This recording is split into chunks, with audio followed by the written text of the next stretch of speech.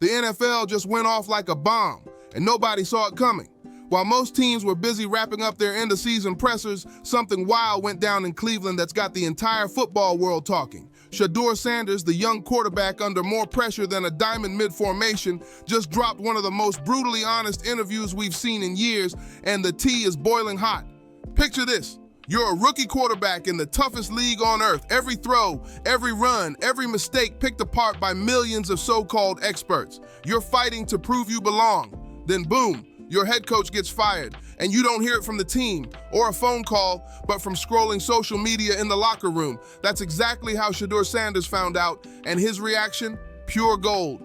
Before we get into the messy details and behind-the-scenes chaos, let's be clear, this isn't just a firing story. It's a power move gone wrong. This is about a young quarterback who may have been set up to fail, who faced sabotage from inside his own organization, yet somehow came out standing tall, confident, and unshaken.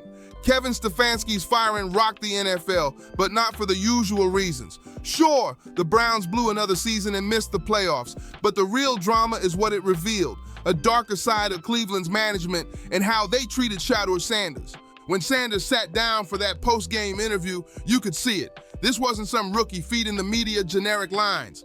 This was a man who'd been through the storm and decided to tell his truth. I think it's just overall the mentality that things are going to happen. That's just how the league is, he said, calm but sharp. That calmness wasn't weakness, it was strategy. Sanders gave a masterclass in saying everything while pretending to say nothing. He called out the system without pointing fingers, stayed respectful, but made it clear he's no fool. When asked if he'd done enough to convince GM Andrew Berry he deserved to start next season, his response was flawless. I think I did what I was able to do, and I definitely grew from a lot of things and got experience. Now, I'm always the same confidence-wise. I'm there, but that's not in my hands. I can't speak on what other people feel. Let's pause and decode that. Sanders basically said, I did my job. I proved myself. If I'm not their guy, that's on them. It was quiet confidence mixed with a warning. Maybe the team's decisions aren't based on performance at all. Because here's the twist. What went down in Cleveland this season didn't just look like a struggling team, it looked like a setup.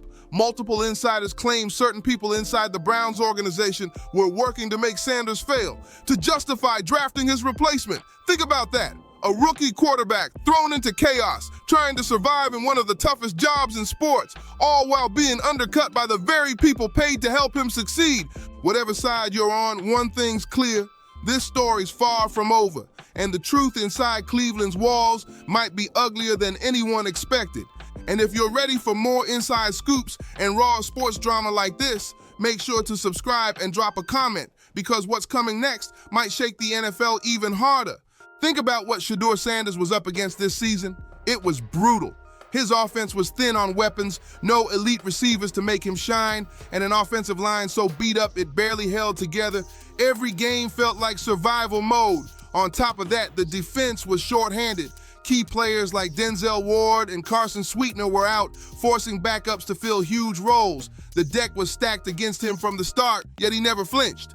Then came the final game against Cincinnati, both teams desperate for a win, and Cleveland rolling out what looked like a half-strength roster. But Shedeur, he refused to quit. He didn't lay down, didn't fold, and didn't let anyone use him as an excuse to move on. Instead, he went out swinging, leading his team to back-to-back wins to close the season. One insider summed it up perfectly. Shedeur was supposed to roll over and let the Browns justify drafting his replacement. But he said, nah. They knew what they were asking for, and he wasn't doing that. That's the real scandal. People inside the Browns organization allegedly expected him to crash so they could move on easily. But Shedeur Sanders isn't built to fail on command. He's a fighter, a competitor, and someone who refuses to be anyone's fall guy. When asked about working under a new head coach for the first time, not his father, Deion coach Prime Sanders, Shedeur showed maturity beyond his years. This year's been the first with a different head coach than Pop, he said. It was cool, just building new relationships and learning from different situations. It's all growth. What he was really describing was resilience. He's talking about adapting to new systems, new personalities, and higher expectations while keeping his identity intact. That's tough even for veterans, but Shedeur's years under his father at Jackson State and Colorado clearly prepared him for this kind of chaos. Then came the big question. the one everyone was waiting for. What does the Browns organization actually want from him? Did they even tell him he's their guy? His answer was calm but revealing. No, it just went off simple facts. Last year not playing in the league, this year playing, knowing what you like, what you don't, what you do good, what you don't do good. Just knowing strengths, weaknesses, and how people game plan. In other words, Shedeur's not waiting for validation. He's building himself up.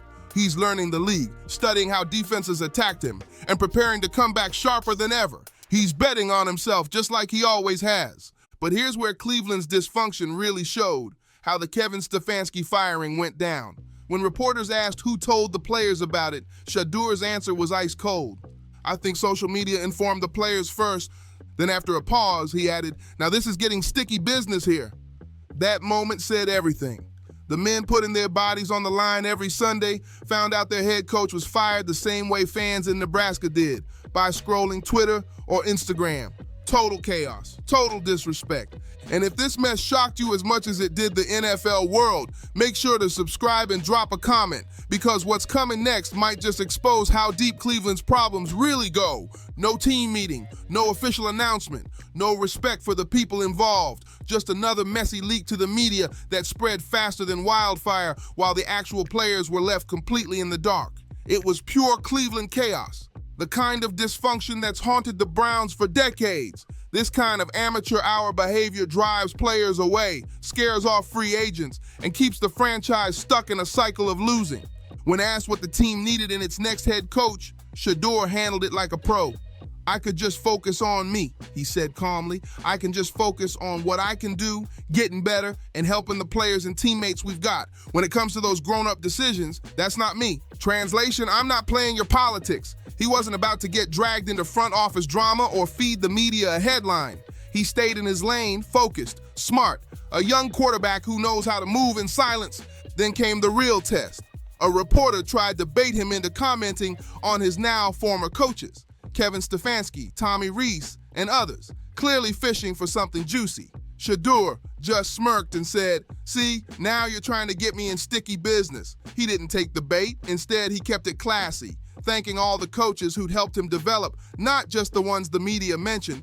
That's next-level awareness. Shedeur understands that every word in front of a camera can be dissected, twisted, and used against him. So he says, just enough. No more, no less. That kind of media control usually takes veterans years to master. But Shedeur learned it early, watching his father, Coach Prime, navigate the same spotlight. Now, let's actually talk about what he did this season, because all the chaos around Cleveland has overshadowed his performance. Week after week, Shedeur flashed the skills of a complete NFL quarterback: red zone poise, third down conversions, field vision, pocket awareness. Even with shaky protection, he stood tall and made plays under pressure. As he explained it himself, "I showed different pieces in different games that all add up to one complete quarterback. Red zone, field goals, third downs, different situations. It was a good learning year. I'm excited because moving forward, I'll have real reps versus top players on other teams. That's a quarterback who's grown up fast, one who's learned how defenses attack, what works and what doesn't at the pro level. And most importantly, he's hungry to prove this season was just the start. Because look at how he finished, winning those final 2 games when everything was stacked against him. He could have coasted, protected himself, or quietly let the team implode. But that's not Shedeur Sanders. He fought, he led, he won. And think about the pressure. A rookie quarterback, an unstable franchise, a coach about to be fired, and his own future hanging in the balance. Most players would have cracked, but he didn't. He showed Cleveland and the entire league exactly what kind of competitor he really is. And if you're riding with Shedeur through all this madness, drop a comment, hit that like, and subscribe, because this story is far from over, and the next chapter might just shock the entire NFL. You're out there playing with backup linemen, backup receivers, and a patchwork roster, while the Bengals still have Jamar Chase and T. Higgins, 2 of the best in the game. The easy thing to do, play it safe, avoid mistakes, don't risk putting anything on tape that could be used against you later, but that's not who Shedeur Sanders is. Even with star defenders like Denzel Ward and Carson Sweetener out, Cleveland's backups held their own, and Shedeur still delivered big plays, back-to-back strikes down the middle. You could hear the frustration in analysts' voices because the truth was right in front of them. Shedeur did more with less than any rookie quarterback should ever have to. Yet, there were still people inside the Browns organization who didn't want to see him win. There's a lot of people that never wanted to see him play, one insider said, and they were willing to go that route just to keep him off the field. That's the ugly reality of NFL politics. Sometimes it's not about talent or performance. It's about ego, power, and money. Who was drafted by who the front office wants to prove right. But even in that toxic storm, Shedeur Sanders survived the season with his confidence intact. And that's no small thing. When asked if he'd done enough to earn the starting job next year, his answer was steady. I'm always the same, confidence-wise, I'm there. That's not cockiness. That's self-belief built through fire. He's put in the work, taken the hits, and shown that nothing can shake his focus. Looking ahead to the offseason, his mindset says everything about who he is. First, I gotta go see Shadow. Hang out with him for a bit. I heard he got some Christmas gifts for me, he said with a smile. Then, just be with family. Be with the family, then get back to work. Connecting with the guys earlier, just overall getting better. That's not just talk, that's leadership. He's not running from what happened this season. He's studying it, learning from it, and turning it into fuel. He's planning to rebuild chemistry, tighten trust, and come back sharper than ever. Because when next season rolls around, Shedeur wants there to be zero doubt about who's running that offense. He explained it perfectly. The work always be the same. That's one thing as a family. By just being a Sanders, that's what work is. We always continue to do it, but know what you're working toward and know the opponent. That right there is the Sanders mentality. Grind with purpose. It's not just about working hard, it's about working smart. Studying your weaknesses, understanding your rivals, and attacking the game like it's chess, not checkers. Shedeur's offseason plan isn't about flashy training videos or hype. It's about building what he calls the it factor, those game-changing moments where trust and chemistry make all the difference. It takes a lot of relationships, he said, and that's what I'm happy about. This offseason, I'll be able to build with those guys and whoever is coming to the program. That last line says it all. Whoever is coming to the program. Not whoever the Browns bring in. That's a subtle but powerful shift. It shows a quarterback taking ownership, setting the tone, and claiming leadership, no matter what the front office decides. And if you're rooting for Shedeur's comeback and want to see how this story unfolds, drop your thoughts in the comments and hit that subscribe. Because this next NFL chapter could flip the entire league on its head. The Cleveland Browns are heading into one of the most crucial offseasons in their history. They've got a rookie quarterback who flashed serious potential even while being set up to fail, and a coaching vacancy that could define the next decade of their franchise. Meanwhile, the fan base is fed up, tired of losing, tired of dysfunction, and tired of being the NFL's punchline. The choices this team makes in the coming months will decide everything.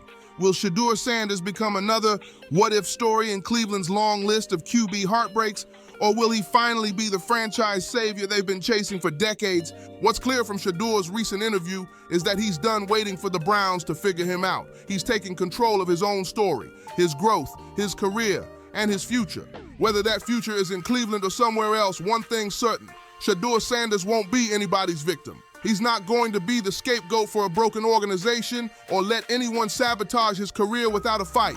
Ironically, the messy firing of Kevin Stefanski might have been the best thing that could have happened to him. It exposed the Browns' dysfunction for everyone to see, the chaos, the lack of communication, the constant cycle of blame. And in the middle of that storm, Shedeur came out showing who he really is. A composed, mature, and fearless young leader who refuses to fold. Now, as the offseason heats up and coaching searches begin, keep your eyes on Shedeur Sanders. This rookie survived one of the most chaotic first seasons in years. Internal sabotage, public drama, finding out about his coaches firing on social media, and still managed to end the year with 2 straight wins and his dignity intact. That's not just grit, that's greatness in the making. That's the mindset of a true franchise quarterback. The Browns tried to break him, but all they did was build a stronger version of the player they underestimated. He's standing tall, sharper than ever, and ready to silence anyone who doubted him. And trust me, there's nothing more dangerous than a young, talented quarterback with a chip on his shoulder the size of Cleveland. So now it's your turn. What do you think really went down in Cleveland? Did the Browns sabotage Shedeur's rookie season? Should they commit to him as the franchise QB, or are they secretly planning to draft his replacement? And was Stefanski's firing justified, or just another chapter in this team's chaos? Drop your thoughts in the comments below. Let's get into it. And if this story hits you as hard as it hit the league, smash that like button because it helps more football fans find out what's really happening behind the scenes in Cleveland. Make sure you subscribe and turn on notifications because we're following every twist in this saga, from the Browns' coaching search to Shedeur's next move. Trust me, this is just the beginning of the Sanders story, and the best chapters are still to come.